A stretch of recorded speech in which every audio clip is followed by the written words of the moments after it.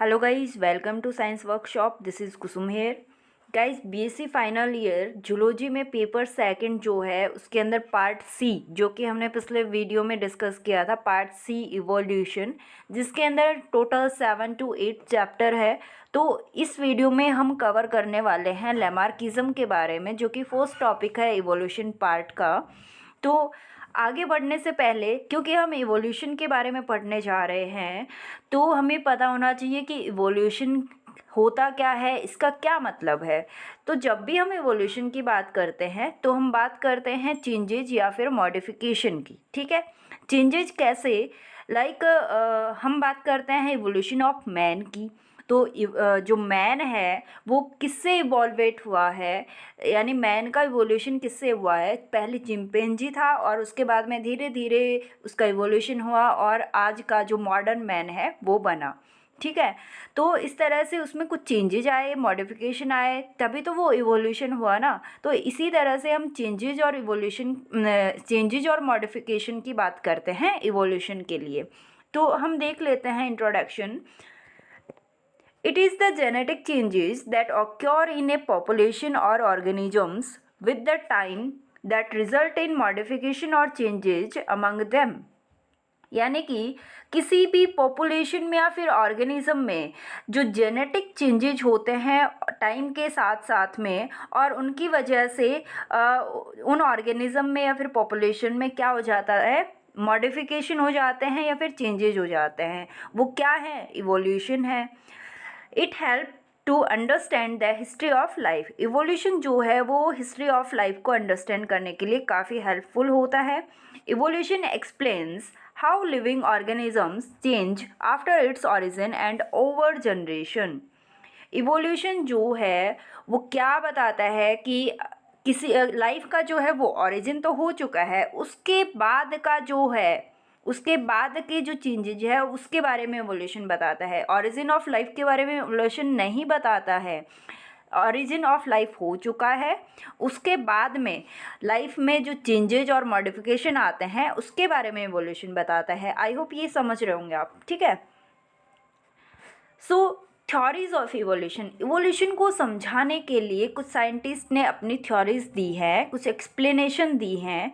तो evolutionary theory जो है, जैसे कि मैंने बताया कि इवोल्यूशनरी थ्योरी जो है वो लाइफ का ओरिजिन हो चुका है, उसके बाद में उसमें चेंजेस कैसे हुए, क्या हुए, वो बताता है। और ये जो है ओरिजिन ऑफ लाइफ के बारे में नहीं बताता। ये जो थ्योरीज है इवोल्यूशन की, ये ओरिजिन ऑफ लाइफ के बारे में नहीं बताती हैं। ठीक है, सो मेनली जो है वो हम दो थ्योरी पढ़ते हैं इवोल्यूशन के लिए। फर्स्ट है लेमार्किज्म और दूसरा है डार्विनिज्म। लेमार्किज्म, लेमार्क नाम के एक साइंटिस्ट थे, उन्होंने ये थ्योरी दी थी। और डार्विनिज्म, डार्विन नाम के एक साइंटिस्ट थे, उन्होंने ये थ्योरी दी थी।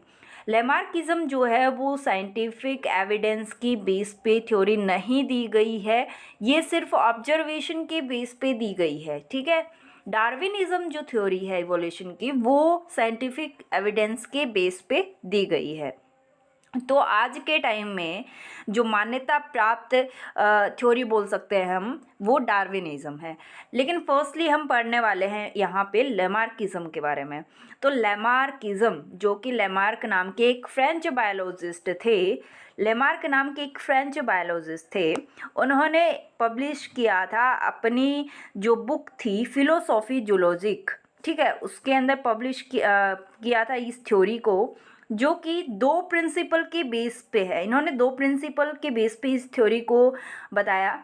फर्स्ट जो है वो यूज़ एंड डिसयूज़ का है, और दूसरा है इनहेरिटेंस ऑफ एक्वायर्ड कैरेक्टरिस्टिक्स।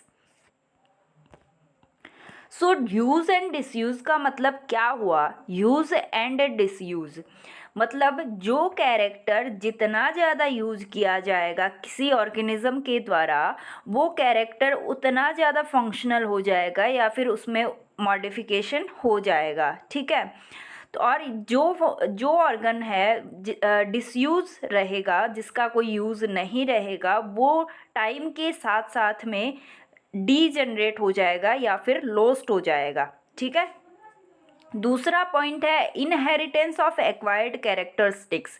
इसके अंदर लेमार्किज्म ने क्या कहा, इसके अंदर लेमार्क ने कहा कि कोई भी ऑर्गेनिज्म है अपने लाइफ टाइम में जो भी उसने कैरेक्टर को गेन किया है, तो वो जो कैरेक्टर है वो कैरेक्टर उसकी नेक्स्ट जनरेशन में भी चला जाएगा।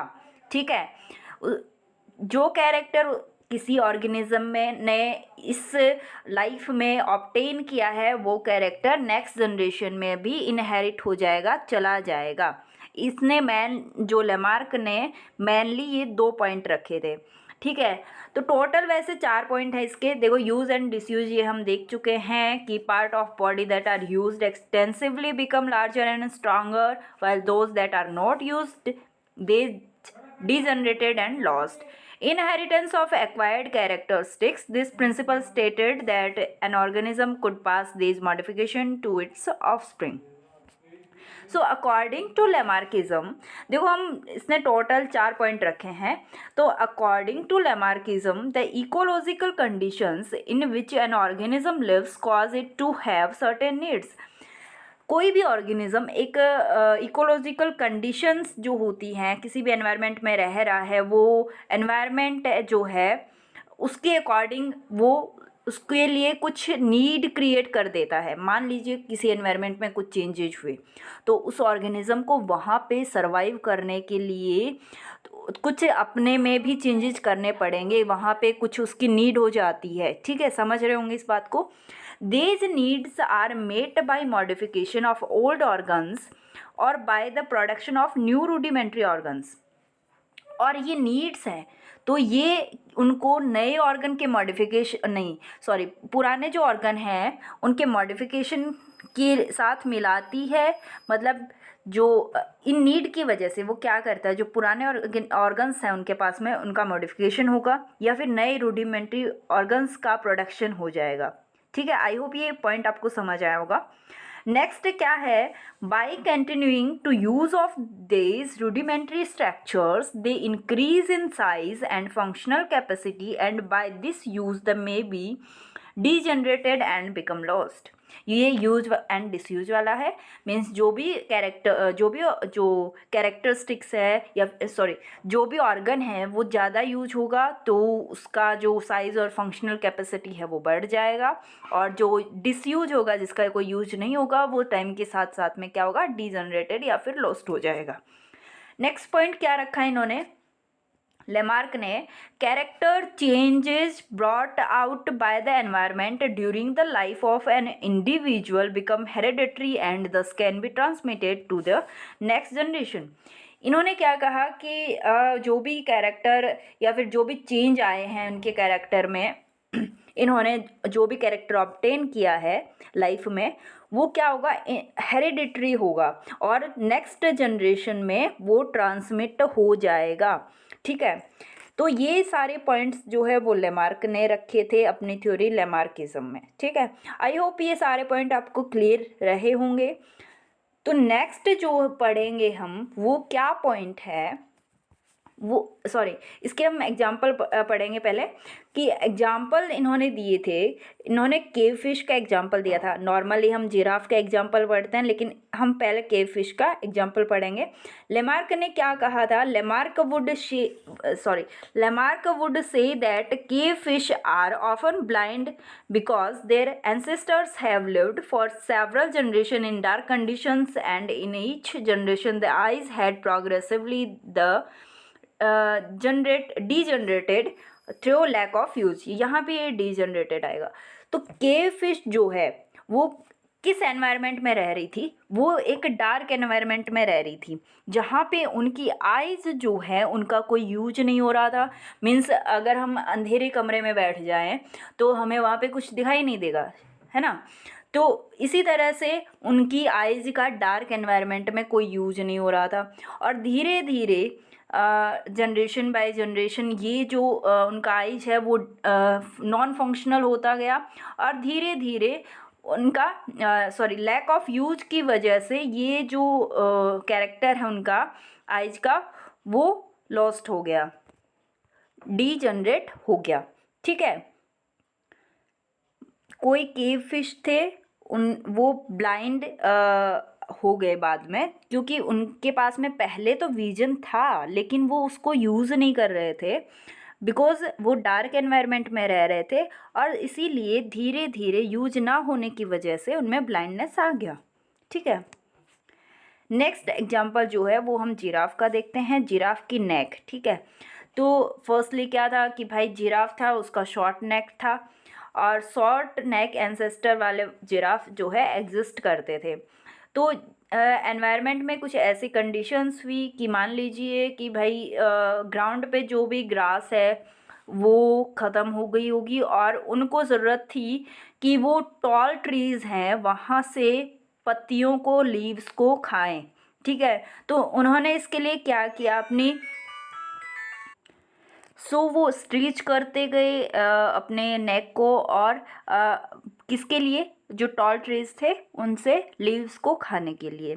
तो लगातार उसकी स्ट्रेचिंग होती गई और एक्सरसाइज होती गई नेक की, और वो फाइनली लॉन्गर हो गई, उनकी जो नेक है वो लंबी हो गई। और ये जो कैरेक्टर है, जो फाइनली ये वाला जो लंबी गर्दन वाला जो लॉन्ग नेक वाला जिराफ है, इसका ये जो कैरेक्टर इसने ऑब्टेन किया है, लेमार्क ने ये बताया कि नेक्स्ट जनरेशन थी इनकी जो, उसके अंदर भी ये कैरेक्टर ट्रांसमिट हो गया। ठीक है, तो सेकंड जो है वो एग्जांपल ये दिया है, जिराफ्स नेक।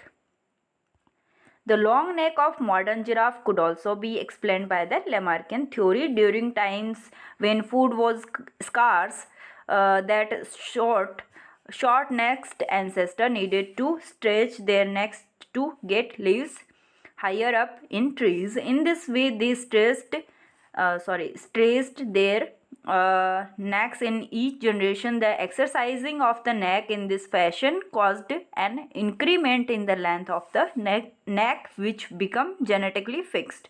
लेमार्क की जो थ्योरी है वो साइंटिफिक एविडेंस के द्वारा सपोर्टेड नहीं है। ठीक है, सो लेमार्क ने जिराफ स्नैक का और केव फिश का एग्जाम्पल दिया अपनी थ्योरी को एक्सप्लेन करने के लिए। ठीक है, तो ये जो क्योंकि ये थ्योरी साइंटिफिक एविडेंस की बेस पे नहीं थी तो ज़्यादा दिन चली नहीं, तो इस वजह से कई साइंटिस्ट आए जिन्होंने इसका क्रिटिसिज्म किया। तो जब हम क्रिटिसिज्म ऑफ लेमार्किज्म पढ़ते हैं तो पहला नाम आता है ऑगस्ट विजमान का। ऑगस्ट विजमान क्या कहते हैं, ऑगस्ट विजमान जो है वो एक जर्मन बायोलॉजिस्ट थे। इन्होंने एक थ्योरी को प्रपोज किया था, वो थ्योरी का नाम क्या था, कंटिन्यूटी ऑफ जर्म प्लाज्म, जो कि 1892 में ये थ्योरी दी गई थी। ये थ्योरी कहती क्या है, ये थ्योरी कहती है कि मल्टीसेलर ऑर्गेनिज्म जो होते हैं उनमें दो टाइप की सेल होती है। कौन कौन सी सेल, एक तो होती है जर्म सेल्स और दूसरी होती है सोमेटिक सेल्स। जर्म सेल कौन सी होती है, वो सेल जो कि जीन जो कि इनहेरिटेबल कैरेक्टर है वो नेक्स्ट ऑफस्प्रिंग में जाएगा। जिन सेल के अंदर मतलब जर्म सेल के अंदर जो भी जीन है वो कैरेक्टर है वो ऑफस्प्रिंग के अंदर जाएगा, और सोमेटिक सेल के अंदर जो जीन है वो उसी लाइफ टाइम में रहेगा, सिर्फ उसी लाइफ टाइम में किसी ऑर्गेनिज्म में रहेगा, अगली जनरेशन में नहीं जाएगा। तो environment affect only somatic cells, environment जो है वो सिर्फ और सिर्फ सोमेटिक सेल्स को ही अफेक्ट करता है। और क्योंकि सोमेटिक सेल्स जो है वो ट्रांसमिट नहीं कर सकती कैरेक्टर को नेक्स्ट जनरेशन में, तो एक्वायर्ड कैरेक्टर जो है वो लॉस्ट हो जाएगा उसकी डेथ के साथ ही। ठीक है, वो जो है कैरेक्टर अगली जनरेशन में नहीं जाएगा। That's why an organism so they should have no role in evolution.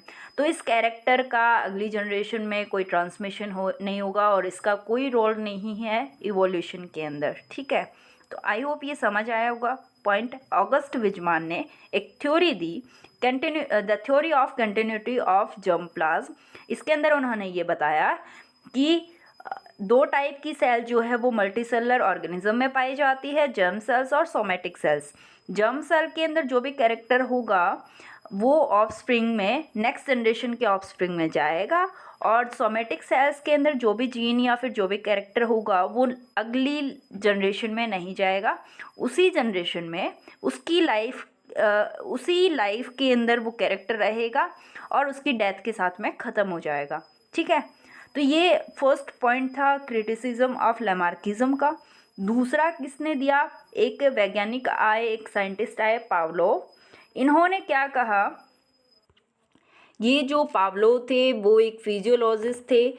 इन्होंने माइस को ट्रेन किया, क्या किया कि कोई भी माइस जो है वो बेल को सुन के फूड के लिए आएगा। ठीक है, इन्होंने इस माइस को ये ट्रेन किया, लेकिन इन्होंने रिपोर्ट किया कि ये जो ट्रेनिंग है ये इनहेरिटेड नहीं थी। मतलब जो नेक्स्ट जनरेशन आई उनके अंदर ऐसी कोई चीज़ नहीं थी कि भाई उनको बिना ट्रेनिंग दिए ही वो जो माइस थे अगली जनरेशन के, वो बिना बैल बजाने पे वो फूड के लिए आए बिना ट्रेनिंग के, ऐसा बिल्कुल नहीं था। मतलब ये जो ट्रेनिंग थी ये इनहेरिटेड नहीं थी। मीन्स क्या हुआ, जो कैरेक्टर इस बार उसने ऑब्टेन किया है अपनी लाइफ में, वो कैरेक्टर अगली जनरेशन में नहीं जा रहा। ठीक है, क्योंकि जैसे पीछे बताया था ऑगस्ट विजमान ने, क्योंकि वो सोमेटिक सेल्स के अंदर हो सकता है कैरेक्टर हो, वो कोई जर्म सेल के अंदर कोई चेंज नहीं आया है, तो वो जब तक जेनेटिक चेंजेज नहीं होगा तब तक नेक्स्ट जनरेशन में वो नहीं जाएगा, वो कैरेक्टर नहीं जाएगा। अगला जो पॉइंट है वो हम पढ़ते हैं, सिग्निफिकेंस ऑफ लैमार्किज्म। भाई कई गलतियां थी लैमार्क की थ्योरी में, लेकिन कुछ सिग्निफिकेंस भी था, यानी कुछ इम्पॉर्टेंस भी थी इस चीज़ की। क्या इम्पॉर्टेंस थी, ये जो है ये पहली थ्योरी थी बायोलॉजिकल इवोल्यूशन की। ठीक है, पहली बार लैमार्क ने ट्राई किया कि भाई इवोल्यूशन के बारे में कुछ बताया जाए, तो एक तरह से एक प्लस पॉइंट था इनका। और ये जो थ्योरी है एक पॉइंट को काफ़ी अच्छे से एक्सप्लेन कर पाई है। वो पॉइंट क्या है कि जो वेस्टिजियल ऑर्गन है किसी एनिमल में, वो कंटिन्यूअस डिसयूज़ के बाद में वो उनका एग्जिस्टेंस नहीं रहेगा। मतलब डिसयूज के बाद में वो जो ऑर्गन है वो नॉन फंक्शनल हो जाएंगे या फिर डीजनरेटेड हो जाएंगे। इनका ये कहना ये बिल्कुल सही था, क्योंकि इसके बहुत सारे एग्जाम्पल है वो हमें आज के टाइम में देखने को मिलते हैं। और इन्होंने क्या किया कि एक थ्योरी दिया, तो दूसरे जो साइंटिस्ट थे उनको स्टिमुलेट किया कि ऑर्गेनिक मैकेनिज़्म को देखे, और अदर साइंटिस्ट ने इसके बारे में देखा भी और आगे बहुत सारी थ्योरीज भी दी। ठीक है, ये इसका प्लस पॉइंट था। नेक्स्ट आता है guys neo Lamarckism. Neo Lamarckism का मतलब क्या हुआ, नियो मतलब नया, नियो मतलब क्या हुआ, न्यू लैमार्किज्म यानी मॉडिफाइड फॉर्म जो है लैमार्किज्म का वो जो है वो प्रपोज किया गया, उसी को हम नियो लैमार्किज्म कहते हैं। नियो लैमार्किज्म में क्या कहा गया, फर्स्ट पॉइंट है internal vital force do not play any role in evolution. Internal vital force का मतलब क्या है कि हमने एक पीछे एग्जाम्पल पढ़ा था कि इंटरनल में कुछ ऐसा फोर्स होता है जिसकी वजह से कोई ऑर्गन वो है वो अपनी साइज को इंक्रीज़ कर सकता है, जैसे कि हमने जिराफ में देखा था। ठीक है, तो जिराफ में क्या था कि नेक को स्ट्रेच करने पे उसकी लेंथ जो है वो बढ़ गई थी, लेकिन इवोल्यूशन में इसका कोई रोल नहीं है। जो इंटरनल वाइटल फोर्स है इसका इवोल्यूशन के अंदर कोई रोल नहीं है। At least some of the variation acquired by the individual can be passed on to the offspring. लेकिन कुछ जो वेरिएशन होती हैं जो एक्वायर्ड होती हैं वो ऑफस्प्रिंग में पास हो जाती हैं। और कौन सी जो वेरिएशन है एक्वायर्ड वो पास होती हैं, only those variation are passed on to the offspring which also affect germ cells। यानी कि जो वेरिएशन या फिर जो एक्वायर्ड कैरेक्टर है वो अगर जर्म सेल को अफेक्ट किया है तो ही वो अगली जनरेशन में अगले ऑफस्प्रिंग में जो है वो ट्रांसमिट होगा। ठीक है, नियो लैमार्किज्म इसको सपोर्ट करता है। नियो लेमार्किज्म ये नहीं बोलता कि जितने भी कैरेक्टर एक्वायर्ड हैं वो सारे के सारे ट्रांसमिट हो गए। ये बोलता है कि जो कैरेक्टर जो वेरिएशन एक्वायर्ड है वो अगर जर्म सेल को अफेक्ट करी है तो ही वो अगली जनरेशन में ट्रांसमिट होगी। ठीक है, आई होप ये समझ आया होगा आपको। हमने क्या क्या देखा कि लेमार्किज्म क्या है, इसके अलावा सिग्निफिकेंस ऑफ लेमार्किज्म क्या है, क्रिटिसिज्म ऑफ लेमार्किज्म क्या है और नियो लेमार्किज्म क्या है। तो लेमार्किज्म से रिलेटेड हमने लगभग सारे पॉइंट जो है वो क्लियर कर चुके हैं। नेक्स्ट वीडियो में हम पढ़ेंगे डार्विनिज्म के बारे में। आई होप ये जो वीडियो है वो आपके लिए यूजफुल रहा होगा। वीडियो को लाइक ज़रूर कर देना, शेयर कर देना और सब्सक्राइब ज़रूर कर लेना चैनल को अगर अभी तक नहीं किया है तो। Thank you so much guys.